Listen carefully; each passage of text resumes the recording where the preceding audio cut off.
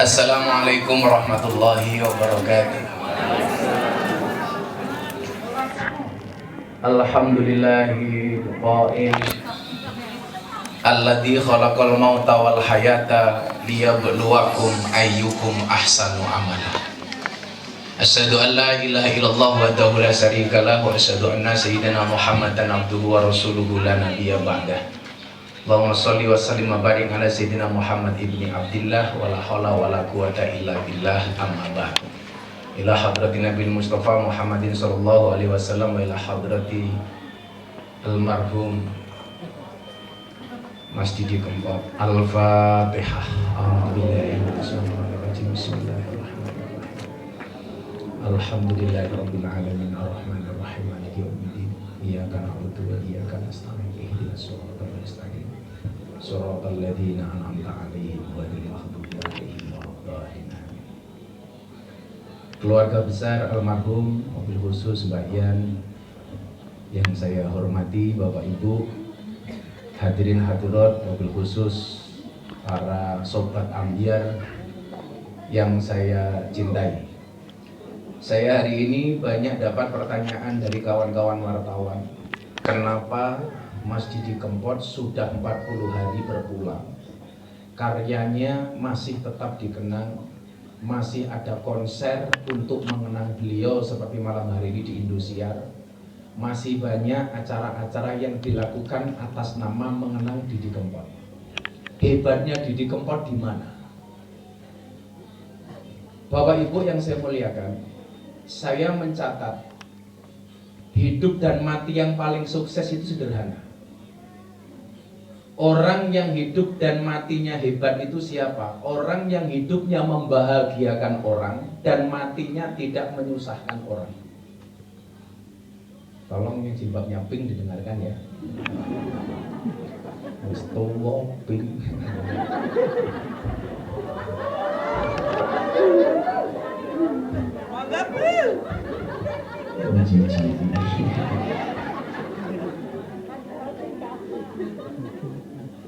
Jadi orang yang hidupnya membahagiakan orang lain dan matinya tidak menyusahkan orang lain. Dan ini terjadi pada almarhum Didi Kempot. Hidupnya membahagiakan jutaan orang dan meninggalnya nggak membuat susah. Makanya ini tantangan bagi saya untuk Wawin Laura, lanang ora wedok ora. Kalau di Thailand namanya Lady Boy. Wajahnya Lady, kakinya Boy. Ini tantangan bagi kita semuanya. Saya masih ingat betul ketika saya chatting WA dengan Mbak Yan, Mbak, tolong ceritakan berpulangnya almarhum gimana sih? Karena nggak ada sakit apapun. Setahu saya, walaupun beberapa kali manggung saya sebenarnya curiga karena nafas beliau yang terengah-engah. Ketika ketemu dengan saya di Ponorogo waktu itu, beliau istirahat, saya lihat kok ngos-ngosan. Ketika ketemu terakhir di Kendal sebulan setengah sebelum Ramadan, habis nyanyi kemudian para mbak-mbak disuruh nyanyi, beliau istirahat sama saya yang banyak ngobrol itu, beliau ngos-ngosan. Saya tanya waktu itu, Mas, sampean saya terus serapopo Gus, biasa sesak napas dikit-dikit karena kecapean. Dan saya begitu merinding ketika mendengarkan cerita Mbak Yan, bagaimana kemudian malam terakhir beliau mau berpulang, masih membangunkan anak istrinya untuk makan sahur. Oke, suaranya siapa tahu?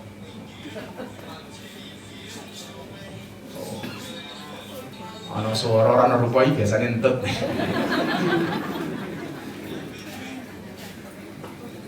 Maka saya sering ngomong dulu, salah satu guyonan saya dengan Mas Didi Kempot ketika di Jogja itu, Mas, sampean suan kiai-kiai ya, kenapa beliau suka dengan Gus Karim, pengen nyanyi dengan Habib Syekh? Karena waktu itu beliau ketika tanya sama saya, kuncinya aku main tenang piye Gus? Sampean golek guru Mas, golek guru, cedak karo guru. Guru sing ketok sing nyoto. Sekarang kan modelnya aneh-aneh, ngaji kepada radio umpamanya, ora jelas. Iki gurune sapa? Sing jenenge radio kuwi ana swara tanpa wujud. Sak ngerti kula sing ana swarane ana wujude jenenge entut. Maka kalau di Jawa Timur di Banyuwangi itu ada lagu yang cukup terkenal nih. Apa kayak? Ana swarane ra ana wujude entut jenenge. Dan alhamdulillah gara-gara itu Mas Didi sering sowan-sowan kiai-kiai. Termasuk salah satu kiai yang beliau sering datang itu di Sragen, Abah Sarif Hidayatullah. Abah Sarif Hidayatullah. Nah, ketika saya mendengar cerita Mbak Yan ini, bagaimana malam hari itu beliau masih teriak takbir 3 kali. Allahu Akbar, Allahu Akbar, Allahu Akbar. Betul Mbak Yan ya? Bagaimana kemudian matinya ini nggak membuat susah orang? Kan kadang-kadang konten ya, wong sugih tapi mati ini ku angel. Mlebu rumah sakit ramari-mari, bondone nganti entek, bahkan nganti utang tonggo teparo, kemudian mati. Sehingga kemudiannya terjadi apa? Ninggali anak putune utang. Ini coba kita bandingkan dengan Mas Didi Kempot. Hidupnya menyenangkan orang, matinya nggak menyusahkan orang. Dengan sesederhana itu Allah memanggil Mas Didi Kempot. Artinya apa? Cerita hidup yang dibuat oleh almarhum itu adalah cerita yang baik. Maka kenapa saya sering mengatakan wong urip kuwi tugase mung gawe cerita. Sama halnya kita malam hari ini sekarang kita membuat cerita, Bu. Saya datang ke sini dalam rangka membuat cerita. Wallah ya, dari semua teman dekat saya yang 7 hari dan 40 harinya saya bisa datang baru almarhum Didi Kempot. Satu ya karena saya cinta dengan Mas Didi Kempot, yang kedua ya mergo lockdown.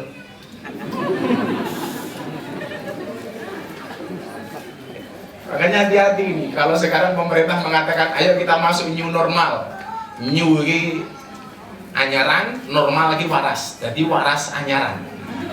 Jadi dipikir kemarin-kemarin rakyat ini kentir barangkali.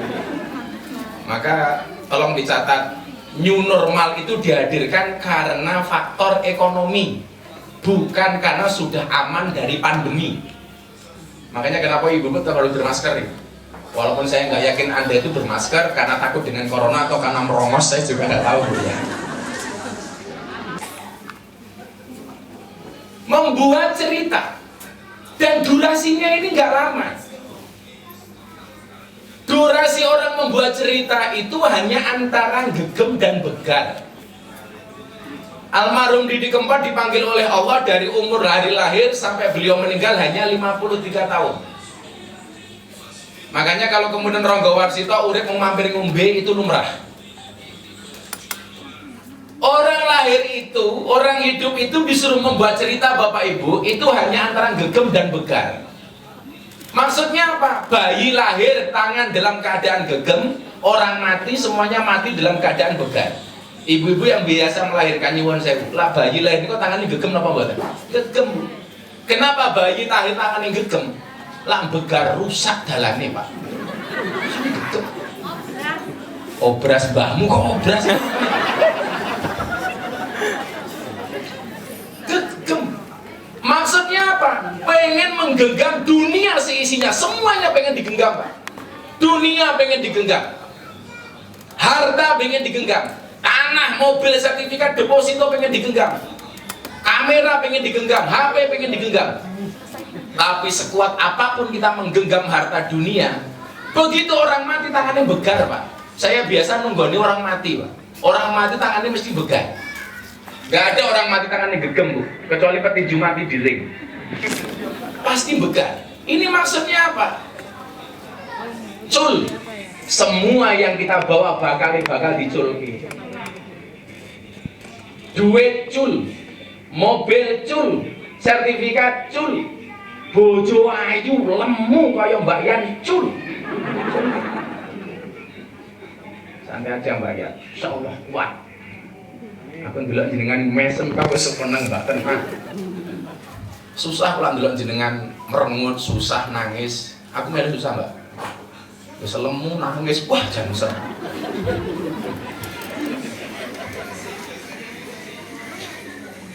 Tapi santai mawon ibu-ibu sing lemu nggih. Kiai saya bilang kalau kamu menikah, menikahlah dengan yang gemuk, jangan menikah dengan yang kurus. Kenapa Kiai? Karena orang yang kurus itu fokus kepada penampilan, tidak pernah fokus kepada perasaan.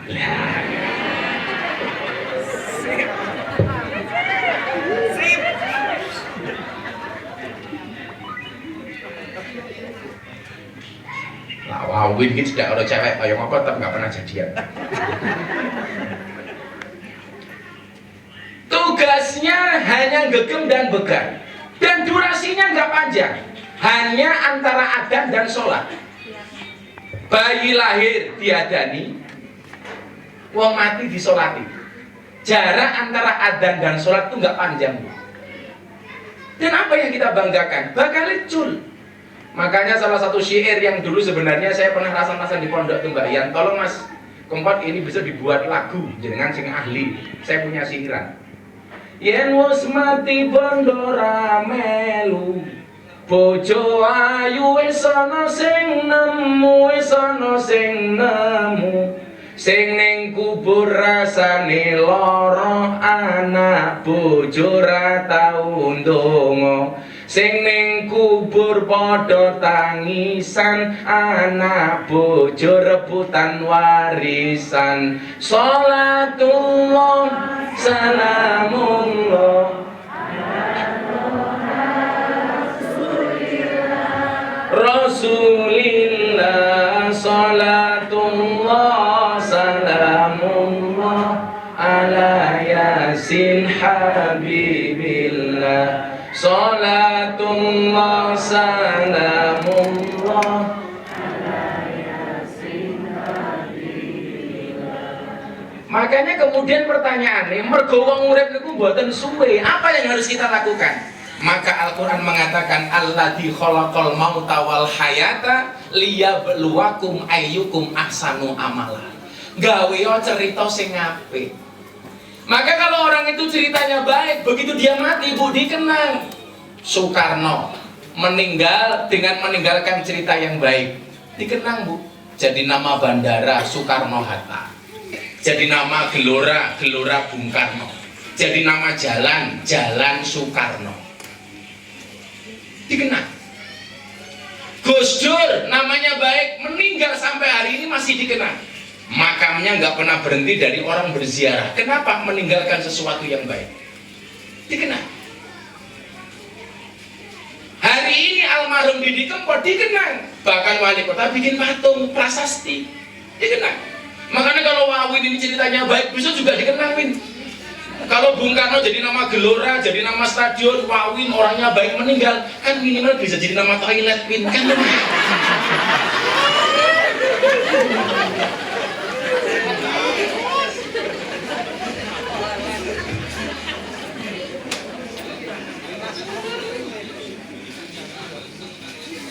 Aku orang bayangke ya, lah Wawin mati digawe patung ini kuwi lanang apa banjir bingung kan.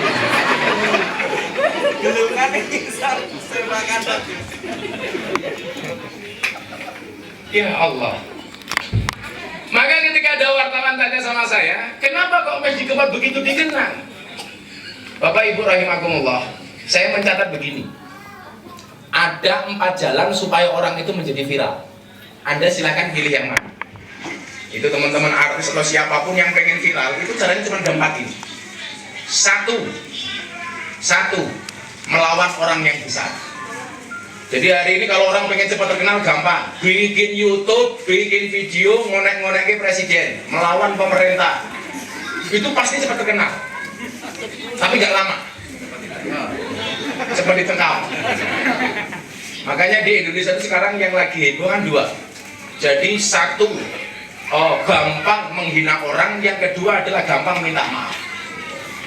Begitu demo, bunuh Jokowi, tangkap, maaf saya khilaf, matamu. Ini kalau dia melawan orang besar, cepat terkenal, cepat viral, tapi cepat ketangkap. Jangan pernah dicoba. Yang kedua, membuat masalah besar. Contoh di Purworejo muncul kerajaan, KAS, Keraton Asu Sejagat.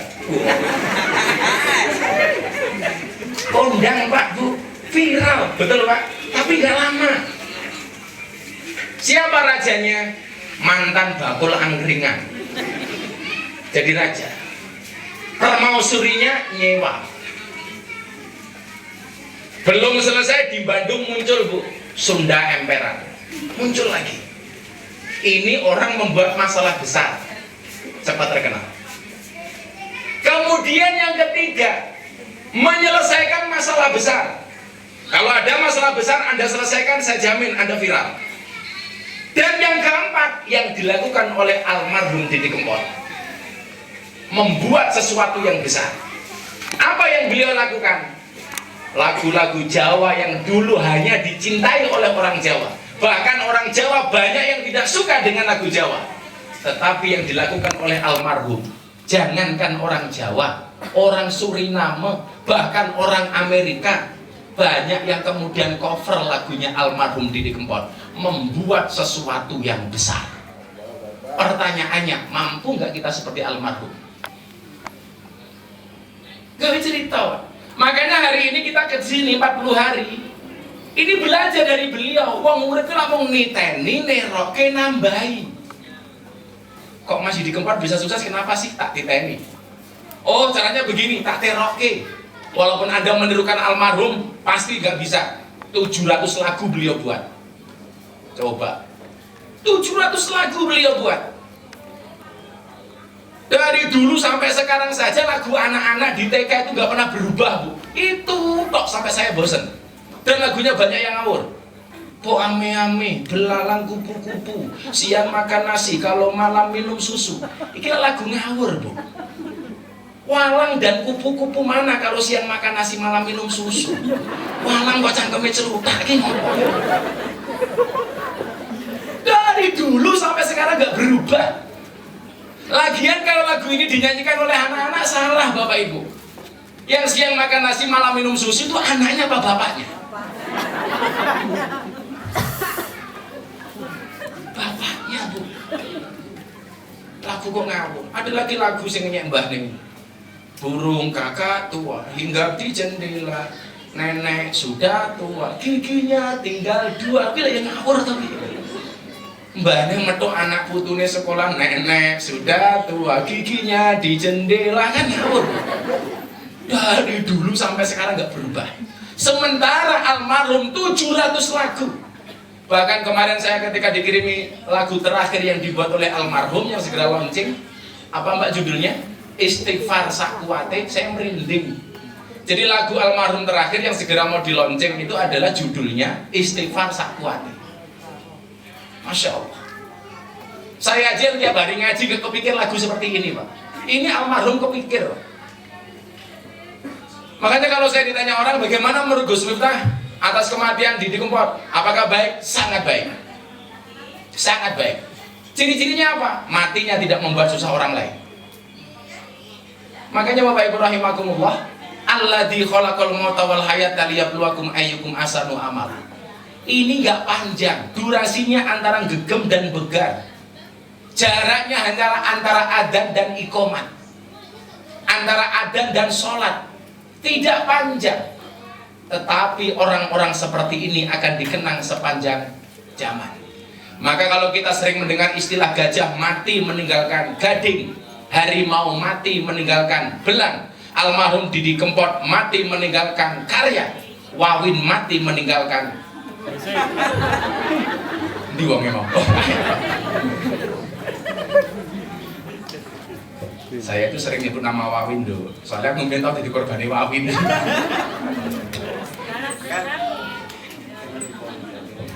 Zaman yang pondok digerayangi Wawin nih.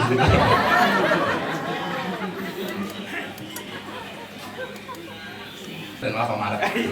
Maksudnya Pak berdekatan tapi nggak pernah jadian.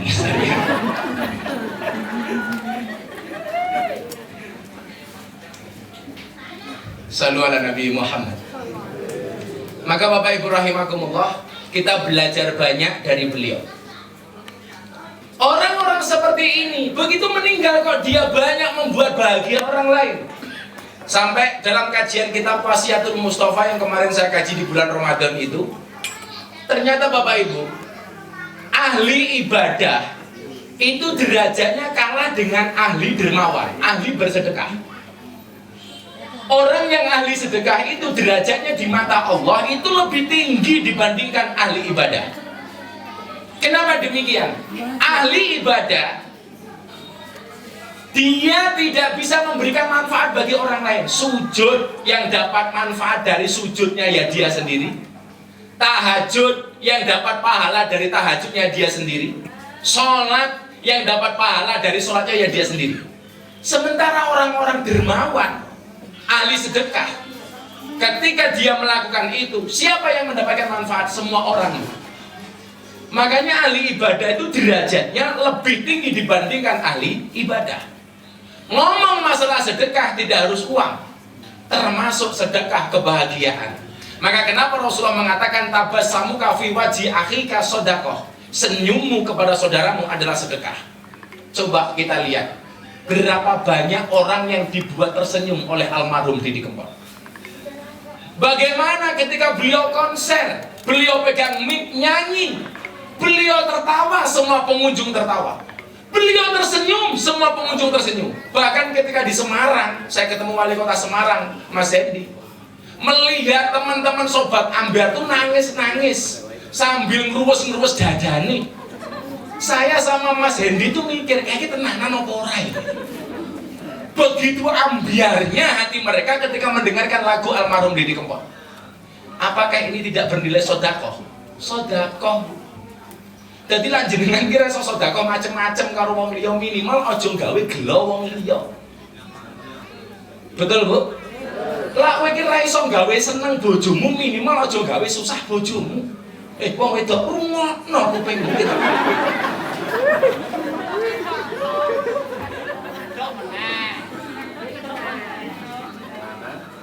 Loh, yang saya bicarakan pasti wong wedok, Pak. Saya nggak mau ngomong ke wong lanang, aku ora seneng kok karo wong lanang.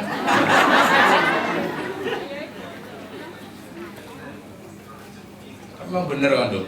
Kalau almarhum Didi Kempot saya lihat pulang dari bandara, itu ketika pulang yang dipeluk pertama bukan istrinya, Pak. Siapa? Anaknya. Makanya kalau saya ditanya, suami itu lebih sayang anaknya apa istrinya? Saya jawab dengan tegas, anaknya. Buktinya apa? Pulang ke rumah lihat anak celananya melorot, dibetulin, Bu. Betul, Bu? Masuk kamar lihat istri celananya betul, dipelorotin, Bu. Tapi wong lanang iki kurang ngajar, Pak. Iki wong lanang ki ngono. Lalu ngono ning dalan delok bocah cilik sing dieling-eling sapa, Pak? Anake ning omah. Tapi lek ning dalan delok wong wedok ayu lali karo bojone ning omah. Nggih napa mboten, Bu? Nggih. Nek delok wong ayu ning jaba, wow. Mlebu kamar delok bojone, weh. Lah kok ngajar.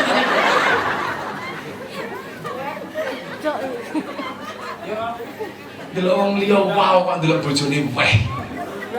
Aku yo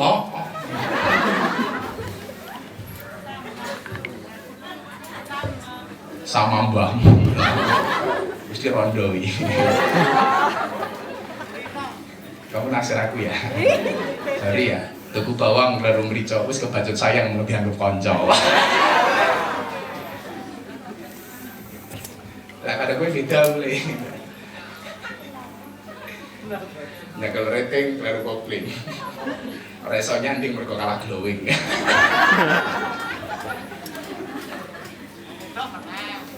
Jadi kita belajar banyak. Bagaimana kemudian sodakoh kebahagiaan yang diberikan oleh almarhum kepada kita semuanya. Wah nganti nangis-nangis kayak ngono lho. Nonton almarhum Didi Kempot. Makanya banyak kayak hari ini acara di Indonesia, Gus ikut gabung ya. Saya nggak bisa, saya harus menghadiri acara beliau di rumahnya. Kayaknya Mbak Yanti gabung ya. Ada gabung. Betapa kemudian yang dia tinggalkan itu sampai hari ini akan dikenang. Dan munculnya orang-orang seperti ini, Pak, itu tidak setiap saat. Ketika meninggalnya almarhum Ki Into Susmono, saya bilang waktu itu, belum tentu 10 sampai 20 tahun ke depan muncul dalang seperti Ki Into Susmono. Sama halnya dengan meninggalnya almarhum Didi Kempot. Belum tentu 10-20 tahun ke depan ada orang seperti Didi Kempot. Wong sederhana banget, Bu. Dadi wong kere karo wong sugih belas rano bedane. Itu almarhum Didi Kempot. Urip ning trotoar ya seperti itu gayanya. Wis terkenal datang ke pondok saya juga seperti itu gayanya. Kalau pengajian saya aturi masuk ke dalam rumah saja nggak mau, Pak. Duduk di depan melayani jamaah foto-foto sambil bilang kepada santri saya, aku njaluk kopi ning kene wae ya. Itu pun mau bahasanya tidak seperti itu, Kang. Aku gawe kopi sapa ora. Dan satu kalimat yang pasti keluar dari mulut almarhum Didi Kempot, Setiap kali mendapatkan pemberian dari orang, walaupun hanya sebotol air mineral, apa yang keluar dari mulut beliau? Matur nuwun ya. Coba kalau Anda lihat wawancara Mas Didi Kempot dimanapun berada, di panggung, dimanapun di TV, pasti kalimat terakhir yang diucapkan oleh almarhum apa dong? Matur nuwun, matur nuwun. Nggih napa mboten? Itu sederhana. Jajal awakmu dijatah karo bojomu. Sing keluar matur nuwun apa mah itu?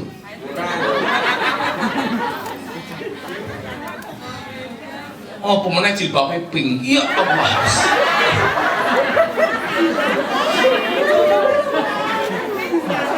Pink meneh.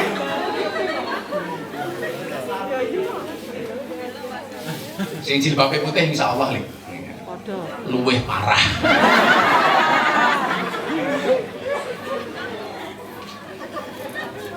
Makanya sampai kemarin di detik.com itu Mbak Yan, pas saya rekom itu mau wawancara eksklusif ya, saya hubungan dengan Mbak Yan. Saya ditanya sama teman-teman Detik itu, Gus, kenapa sih ya kalau Mas almarhum Didi Kempot itu setiap kali wawancara ngomong pasti ditutup dengan kalimat matur nuwun, matur nuwun.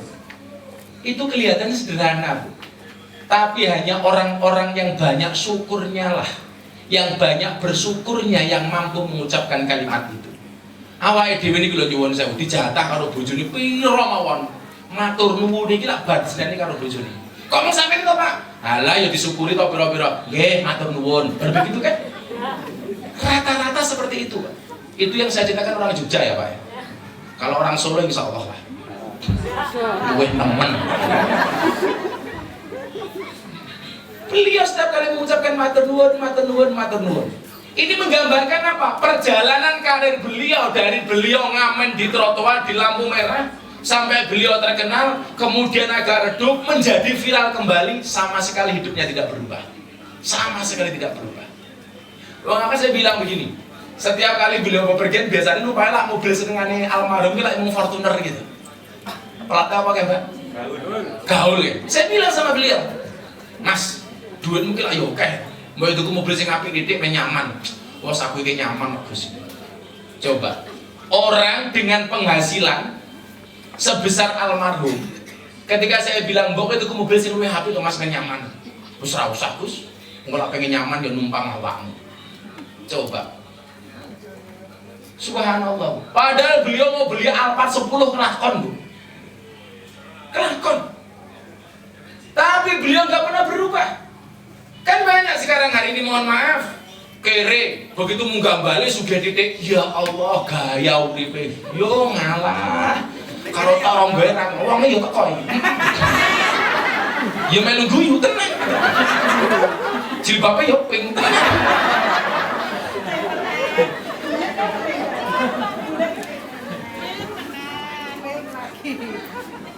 gaya hidup beliau nggak berubah. Makan di mana-mana juga biasa. Pas di Ponorogo saya telepon, Mas, ayo makan, golek mangan. Wis Gus, pecel Ponorogo ngono wis enak. Orang sekelas Didi Kempot makan di pinggir jalan, di angkringan, nggak ada masalah. Setiap kali orang minta foto dilayani dengan senang hati, sama sekali nggak berubah. Begitu menyenangkan personality dan kepribadian dari almarhum. Inilah kemudian saya teringat dengan sabda Rasulullah, khairun nas anfa'uhum linnas. Sebaik-baik manusia itu adalah yang paling banyak manfaatnya bagi kemanusiaan yang lainnya. Angel, Pak. Wong ki langsung duwe, kemudian duwe, nggak berubah, itu jarang. Ya Allah. Makanya bolak-balik saya kondok, kalau saya itu disuruh bersahabat orang kaya sama orang miskin, Bu. Saya lebih nyaman bersahabat dengan orang miskin. Wong kere iki grape ae ra umum. Tenang. Lah wong sugih iki pelit, jek omongane angel. Kok pundi Bu? Mburi, rendi ning ngarep. Omahe pundi? Ra digowo. Sak kecaplok. Jajal wong kere, Bu. Ya Allah grape ae. Ditakoni sak ayat lak wangsulan sak juz, Bu. Wong kere. Yang pundi Mbak Iwana, Pak Lurah kula saking peken Pak Lurah, sakniki napa-napa larang, beras larang, pitik larang, ayam larang.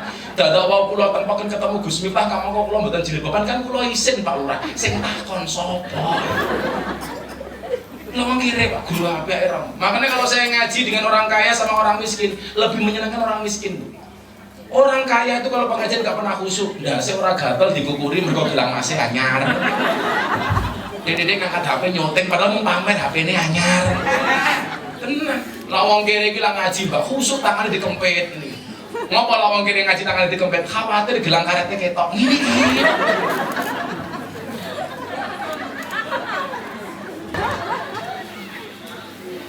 Wong sugih iki kan didodok omahe ping 50 jaran malam-malam jam 2 malam kan mungkin dibuka dikira maling. Wong kere niku mbok nyuwun sewu lawange rung didodok buka dhewe. Mergo ora ono kencinge.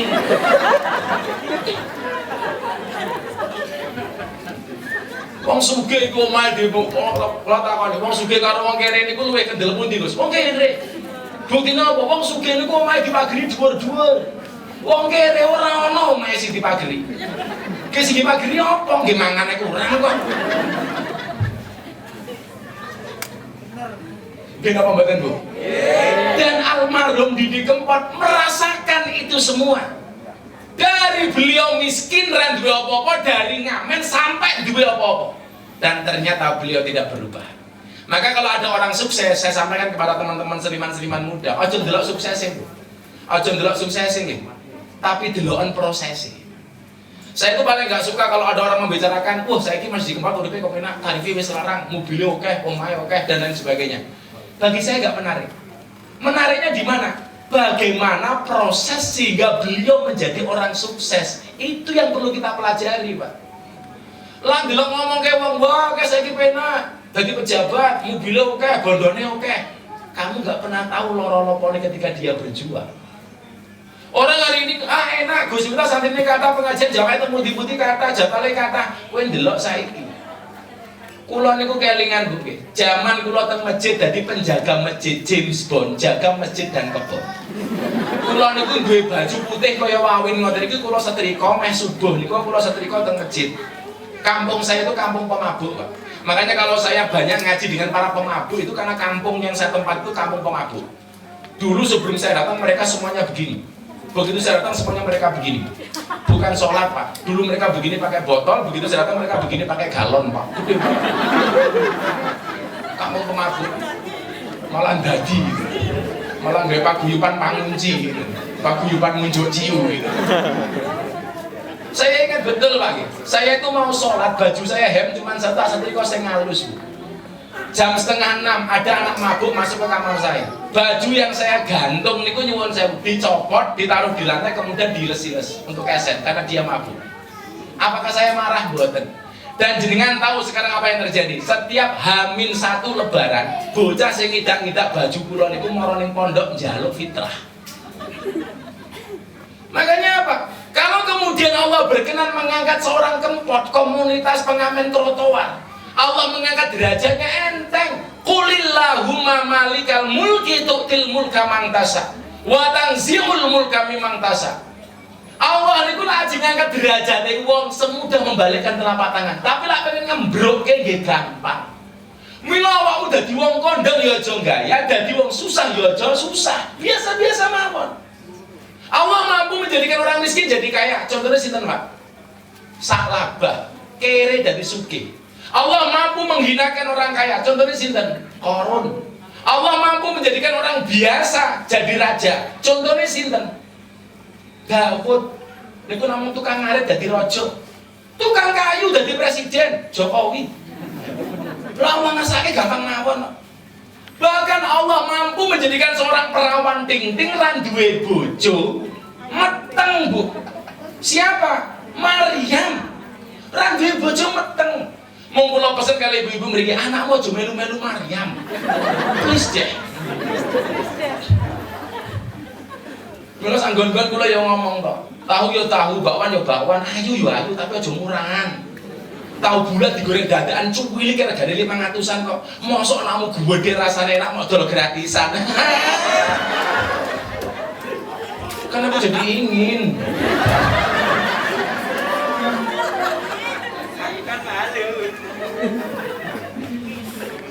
Mampu menjadikan seorang perawan ting-ting diangkat derajatnya oleh Allah. Mampu Maryam. Allah mampu menjadikan seorang pengamen trotoar jadi wong kondang masjid di Kempot. Dan semua yang hadir punya kesempatan yang sama. Selama kemudian kita yakin dengan apa yang diajarkan oleh Allah dan Rasulnya. Maka malam hari ini saya berdoa, kula panjenengan sami mboten namung nonton kesuksesannya almarhum Didi Kempot, tapi juga bisa belajar tentang proses bagaimana kemudian beliau menjadi orang yang sukses. Kula ndonga muga-muga kula panjenengan sami kabeh derajate diangkat oleh Allah Subhanahu wa taala. Sampai jam 11:30 nggih. Mbak Yan juga mau live di Indosiar soalnya. Kira nyangoni cerewet.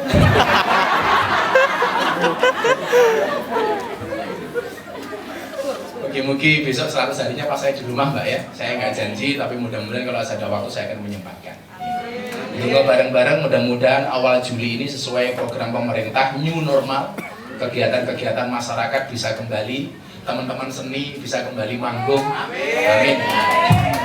Saya yakin ini kan, bagaimana kemudian hari ini kita merasakan sesuatu yang sama. Apalagi kayak kemarin bulan Ramadan.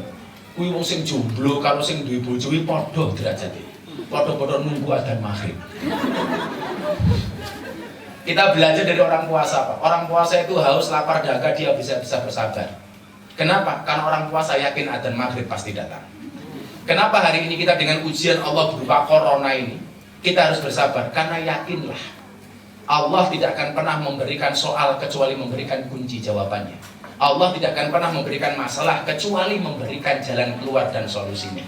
Barangkali bulan Juli ini insya Allah merupakan hari raya mergo awake dhewe 3 bulan poso. Wawin 12 ra tau manggung. Nanti kabeh di sekolah ki. Ya Allah. Sertifikat di sekolah ki. Betul, Gus. Rumah makan ndelah yo ora payu. Darin gitu. Sedih gitu. Insyaallah Mbak, nanti di November kalau saya nggak ada acara, saya gabung di Gelora Bung Karno, insyaallah. Untuk mengenang almarhum. Sekali lagi kita doakan almarhum, mudah-mudahan mendapatkan derajat husnul khotimah dan yang beliau tinggalkan menjadi jariah bagi almarhum dan keluarga yang ditinggalkan diberikan ketabahan dan kekuatan oleh Allah Subhanahu wa taala. A'udzubillahi minasyaitonir rajim. Bismillahirrahmanirrahim. Allahumma shalli ala sayyidina Muhammad wa ala ali sayyidina Muhammad. Walhamdulillahirabbil alamin. Allahumma ighfir lana dzunubana wa liwalidayna warhamhuma kama rabbayana shighara wa li jamil muslimina wal muslimat wal mu'minina wal mu'minat al ahya'i minhum wal amwat min ummati sayyidina Muhammadin sallallahu alaihi wasallam. Wa husun ila hadhi almarhum Masjid Prasetyo. Ya Allah, Allahumma ighfir lahu warhamhu wa'afi wa'fu anhu wa akrim nuzulahu wa wasi' madkhalahu waj'al jannata maswaahu birahmatika ya arhamar rahimin. Fa ya ayyatuhan nafsul mutmainnah irji'i ila rabbiki radiyatan mardiyah fadkhuli fi ibadi wadkhuli jannati. Rabbana atina fid dunya hasanah wa fil akhirati hasanah wa qina adzabannar. Wa sallallahu ala sayyidina Muhammadin nabiyil ummi wa ala alihi wa sahbihi wa sallam. Subhana rabbika rabbil izzati amma yasifun. Wassalamun alal mursalin walhamdulillahi rabbil alamin. Dan saya pesan Mbak Yan, salah satu keinginan beliau itu adalah pengen melaksanakan ibadah umroh. Besok kalau memang sudah memungkinkan, nanti saya ingatkan jenengan supaya kemudian umrohnya almarhum bisa dibatalkan. Karena sekali umroh nanti Mbak Yan berangkat sama Gus kata-kata itu sekali umroh bisa umroh 2 sampai 10 kali pun bisa. Tergantung tenaga dan kekuatan kita. Pertama umroh untuk Mbak Yan, kemudian kedua diniati umroh untuk almarhum, itu bisa kita lakukan. Semudah-mudahan konco-konco iki sing melu iso umroh kabeh. Amin. Matur nuwun, kurang lebihnya mohon dimaafkan. Wal afu minkum. Assalamualaikum warahmatullahi wabarakatuh. Waalaikumsalam warahmatullahi